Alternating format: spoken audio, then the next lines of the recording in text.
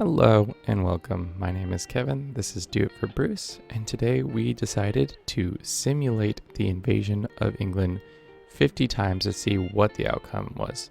But before we get too deep into that process, let's talk a little bit more about what we are here to do.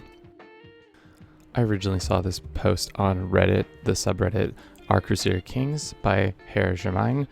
He simulated the invasion of England 50 times to see what happened, so thanks to him for giving me permission to use that idea again for this video. What I mean by simulation is that in CK3 you're able to watch events occur without taking part, meaning you aren't any playable character, you're just an outside observer to the machinations of the AI. Let me introduce the three claimants. We have King Harold, the current King of England, William the Duke of Normandy, and King Harold Hadrada of Norway. Going forward, we will refer to each as their surnames. So King Harold of England's surname is Godwin, Duke William of Normandy is Normandy, and King Harold of Norway is England. Here's a quick history lesson for the events that are about to take place. Historically, what happens is Godwin goes north and beats Yingling at the Battle of Stamford Bridge, and then has to hightail it south because the Duke of Normandy has invaded, and he fights him at the Battle of Hastings and dies and loses, meaning that Normandy becomes the King of England.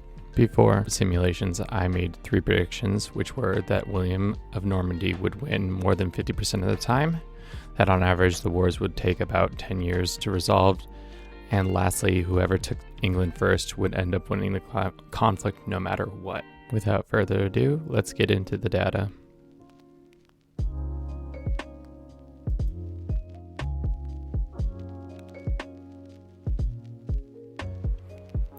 This first chart is showing us the winner of each of the 50 invasions. Godwin with 7, Yingling with 10, and Normandy with 33. Not surprising to see William of Normandy repeat history 66% of the time, but didn't expect Godwin to have much of a chance because he has to fight off 2 different armies.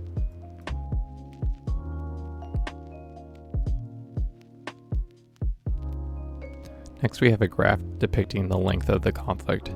As you can see, we have the conflict ending mostly after 6, 7, or 8 years, with the shortest one being only 2 years long and the longest being 19 years long.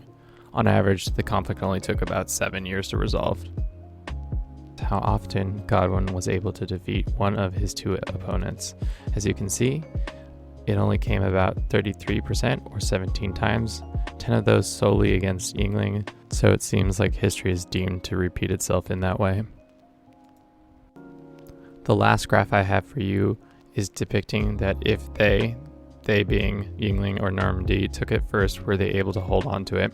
And for the most part, they were, only on 2 occasions where the wars ended in quick succession so that the person who took it first didn't have an opportunity to mount a counter in time.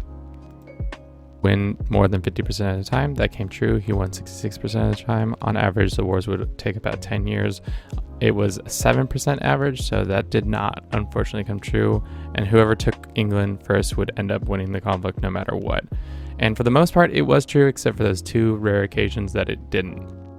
And that's all I have for you today. If you like today's production, please don't hesitate to give it a like and subscribe. If you want to see more content like this, put some more suggestions in the comment section about what things I should simulate.